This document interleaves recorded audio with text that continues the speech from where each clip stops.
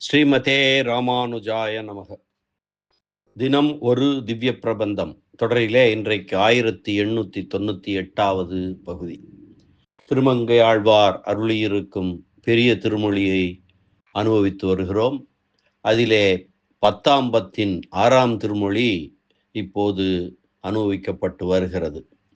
இந்த 6ஆம் திருமொழி 4, 5 திருமொழிகளைப் போலவே கிருஷ்ணாவதாரத்தில் ஈடுபட்டு திருமங்கையாழ்வார் பாடிய பாடல்கள் நிறைந்தது. அதிலே இன்று 7வது பாசுரத்தை நாம் இணைந்து அனுபவிக்க வேண்டும். இந்த திருமொழியிலே திருமங்கையாழ்வார் எம்பெருமானுடைய சௌலபியத்தை, எளிமை, சௌசீல்யத்தை, அவன் எளியனுக்கும் எளியனாயிருக்கும் திறத்தையும் மேலானவர்க்கும் மேலானவனாய் பரத்துவம் உள்ள அந்த தத்துவத்திற்கும் அந்த திறத்திற்கும் இரண்டையும் எடுத்துக்கொண்டு இப்படிப்பட்டவன் இவ்வளவு எளிமையாயிருக்கிறானே என்று சொல்லுகிறார். சென்ற பாசுரத்தில் பரசுராம அவதாரத்தை அனுபவித்தவர் அவ்வளவு வல்லமை உள்ளவர்.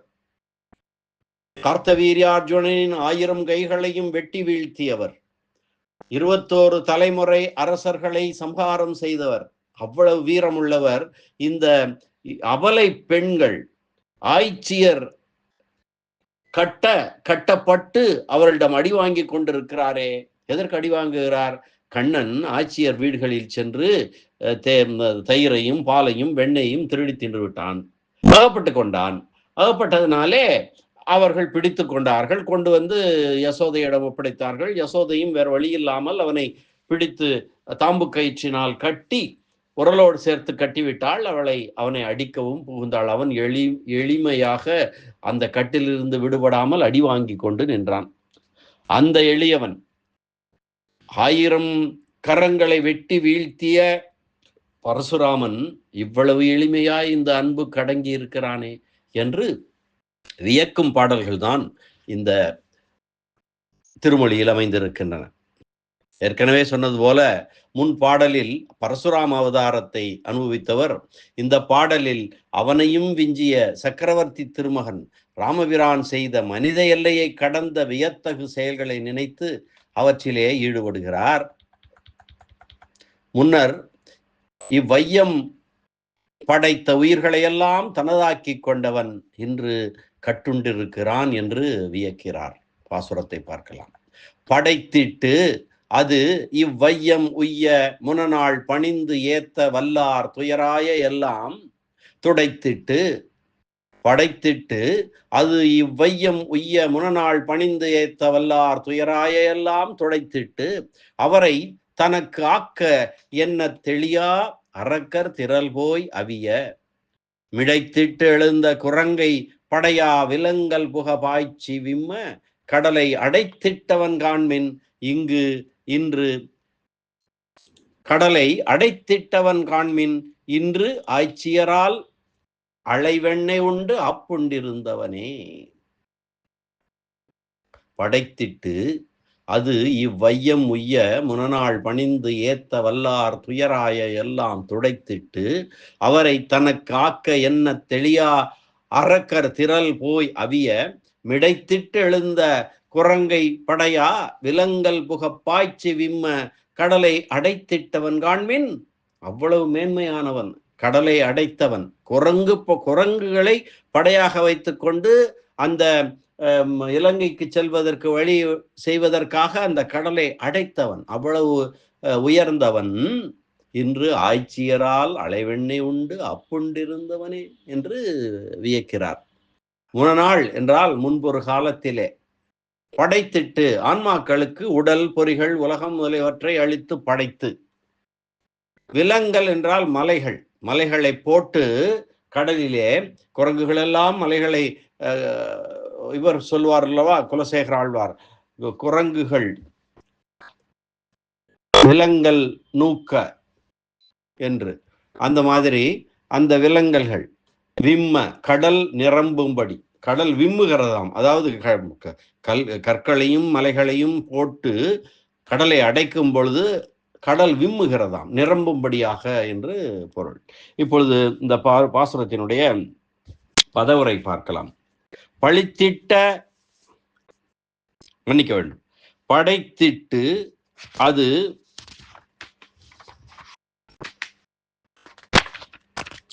முனநாள் இவ்வையம் படைத்திட்டு, முனநாளை கொண்டு போய் அங்க கொண்டு கூட்டி பொருள் செய்ய வேண்டும். முனநாள் இவ்வையம் படைத்திட்டு ஊழிக்கு பின் இந்த உலகங்களில் மீண்டும் உறுப்புகள் உடல்களோடு உயிர்களை உண்டாக்கி அது உய்ய பணிந்து ஏத்த வல்லார், அந்த உறுப்புகளும் அந்த உடல்களும் கடைத்தேற அவற்றை வழிபடுதலுக்கு கருவிகளாக கொண்டு எம்பெருமானின் கால்களிலே திருவடிகளிலே விழுந்து புகழ மன்னிக்க வேண்டும் புகழ வல்லவர்களுடைய துயராய எல்லாம் துடைத்திட்டு தீவினைகள் எல்லாம் போக்கி அவர்கள் பாவங்களை எல்லாம் துடைத்து அவரை தனக்கு ஆக்க என்ன, அவர்கள் எல்லோரையும் தனது அடியவர்களாக்க வேண்டும் என்ற இறைவன் திருவுள்ளத்தை தெளியா அரக்கர் திரள் போய் அவிய, அறிந்து கொள்ளாத அரக்கர்களுடைய ஆற்றல் அழியும்படியாக மிடைத்திட்டெழுந்த குரங்கை படையா விலங்கல் புகவாய்ச்சி விம்ம கடலை அடைத்திட்டவன் காண்மின். நெருக்கி கொண்டு கிளர்ந்த குரங்குகளையே படையாக கொண்டு கடல் நிரம்பும்படியாக மலைகளை இட்டு கடலை அடைத்தவன் அல்லனோ, அவன் இன்று அலைவெண்ணை உண்டு ஆய்ச்சியரால் ஆப்புண்டிருந்தவன் என்று சொல்லுகிறார். அலைவெண்ணை உண்டு ஆப்புண்டிருந்தவன் என்றால் இப்போது கடைந்து திரட்டின வெண்ணெயை களவினால் கை கொண்டு அமுது செய்து இடைச்சியர்களால் கயிறுகள் கொண்டு கட்டப்பட்டிருக்கிறானே என்று கூறுவதாகும். இனி இந்த பாசுரத்தினுடைய திரண்ட பொருள் பார்க்கலாம். முன்பொரு காலத்திலே இந்த உலகங்களை உறுப்புகள் உடல்களோடு உயிர்களை படைத்து அந்த உலகம் பிழைப்பதற்கு உறுப்பாக திருவடிகளிலே பணிந்து துதிக்க வல்லவர்களுடைய துன்பங்களை எல்லாம் போக்கி அப்படிப்பட்டவர்களை தனக்கே உரியவராக ஆக்கி கொள்ள நினைத்த அளவிலே அந்த அத்திருவுள்ளத்தை அறிந்து கொள்ள மாட்டாமல் கலங்கி தீங்கிழைத்த அரக்கர்களுடைய வலிமை பாழ்படும்படியாக நெருக்கி தள்ளி எழுந்த வானர வீரர்களை சேனையாக கொண்டு கடல் நிரம்பும்படி மலைகளை பரப்பி கடலை தூர்த்தவனான பெருமான் அல்லவா இன்று தயிர் வெண்ணெய் திருடி உண்டு ஆய்ச்சியரிடம் கட்டுண்டு கிடக்கிறான் என்று சொல்கிறார். அதாவது முன்னொரு காலத்திலே இந்த உலகம் முழுமையும் பிரளயம் கொண்டு உபசம்ஹாரம் அடைந்திருந்த காலத்திலே மீண்டும் ஜீவன்கள் தன்னை வணங்கி வழிபட்டு வாழ வேண்டும் என்று திருவுள்ளம் கொண்டு இறகொடிந்த பறவை போல் கிடந்த ஆன்மாக்களுக்கெல்லாம் பொறிகளையும் உணர்வுகளையும் கொடுத்து சிருஷ்டித்து அவர்களெல்லாம் தன்னை பணிந்து ஏத்த வல்லவர்களாகும் போது அவர்களது துயர்களை எல்லாம் தொலைத்து அவர்களை தனக்கு அந்தரங்க சிஷ்யர்களாக ஆக்கிக் கொள்ள வேண்டும் என்று விரும்பியிருக்கிறான் எம்பெருமான். அப்போது அரக்கர்கள் ஏற்பட்டு அந்த அடியார்களுக்கு தீங்கிழைக்கிறார்கள். அவர்கள் அப்படி தீங்கிழைத்த காலத்திலே அவர்களது வலிமை அழியும்படியாக வானரப்படைகளை குரங்குகளை துணை கொண்டு கடலிலே அணை கட்டிய பெருமான்தான் இன்று சக்தியில்லாதவன் போலே இடைச்சிகையிலே கட்டுண்டு கிடக்கிறான் என்று வியந்து பேசுகிறார் ஆழ்வார். இனி இந்த பாசுரத்திற்கான வியாக்கியான சக்கரவர்த்தி பெரியவாச்சான் பிள்ளையினுடைய உரை. படைத்திட்டு அது இவ்வையம் உய்ய முனநாள் பணிந்து ஏத்த வல்லார் துயராய எல்லாம் துடைத்திட்டு அவரை தனக்கு ஆக்க என்ன. முன்பு உலகம் முழுவதும் வெள்ளத்திலே மூழ்கி அழிந்து கிடக்க உறுப்புகளையும் உடல்களையும் கொடுத்து உலகத்தில் உயிர்களை படைப்பித்து அவை தன்னை வழிபடுவதற்கு உதவும் வகையில் அமைக்கப்பட்டனவாக தன்னை அனுபவித்து தன் திருவடிகளில் விழுந்து புகழக்கூடியவர்களுடைய பாவங்கள் அனைத்தையும் போக்கி அவர்கள் அனைவரையுமே தனக்கு அடியவர்களாய் தானிட்ட வழக்கு ஆக்குவதற்காக படைத்திட்டு அது இவ்வையம் உய்ய முனநாள் பணிந்து ஏத்த வல்லார் துயராய எல்லாம் துடைத்திட்டு அவரை தனக்கு ஆக்க என்ன. தெளியா அரக்கர் திரள் போய் அவிய மிடைத்திட்டு எழுந்த குரங்கை படையா விலங்கல் புகப்பாய்ச்சி விம்ம கடலை அடைத்திட்டவன் காண்மின் இன்று ஆய்ச்சியரால் அலை வெண்ணை உண்டு ஆப்புண்டிருந்தவனே.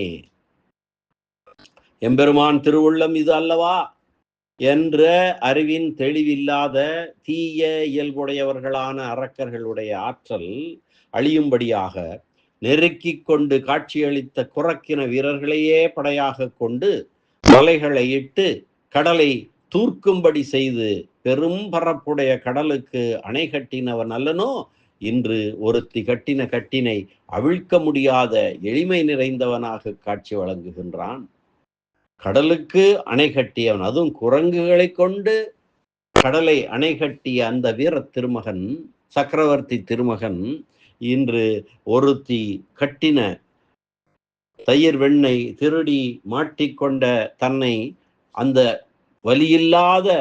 வலிமையில்லாத ஆய்ச்சியர் கட்டின கட்டை அவிழ்த்து கொள்ள முடியாத சக்தி இல்லாதவனாக எளிமை நிறைந்தவனாக காட்சியளிக்கிறானே, இது என்ன மாயம் என்று வியந்து கூறக்கூடிய பாடல் இந்த பாடல். அற்புதமான ஒரு பாடல். மீண்டும் ஒரு முறை பாசுரத்தை அன்வைக்கலாம். படைத்திட்டு அது இவ்வையம் உய்ய முனநாள் பணிந்து ஏத்த வல்லார் துயர் ஆய எல்லாம் துடைத்திட்டு அவரை தனக்கு ஆக்க என்ன தெளியா அரக்கர் திரள் போய் அவிய மிடைத்திட்டெழுந்த குரங்கை படையா விலங்கல் புகவாய்ச்சி விம்ம கடலை அடைத்திட்டவன் காண்மின் இன்று ஆய்ச்சியரால் அலைவெண்ணை உண்டு அப்புண்டிருந்தவனே என்று என்பது இன்றைய பாசுரம். மீண்டும் அடுத்த பதிவிலே அடுத்த பாசுரத்துடன் சந்திக்கலாம். அதுவரை நன்றி, வணக்கம். ஸ்ரீனிவாச வெங்கடேச ராமானுஜதாசன், திருவரங்கம். ஆட்சியரால் அலைவெண்ணை உண்டு ஆப்புண்டிருந்தவன் கண்ணன் எம்பெருமான் திருவடிகளே சரணம். அரட்டமுக்கி அடியார் சீயம் கலிகன்றி கலியன் பரகாலன் திருமங்கை ஆழ்வார் திருவடிகளே சரணம். வியாக்கியான சக்கரவர்த்தி, இராமாயண பெருக்கர், பரம காருணிகர், உரைப்பெருமன்னர் பரம பெரியவாச்சான் பிள்ளை திருவடிகளே சரணம். ஆழ்வார் எம்பெருமானார் ஜீயர் திருவடிகளே சரணம் சரணம்.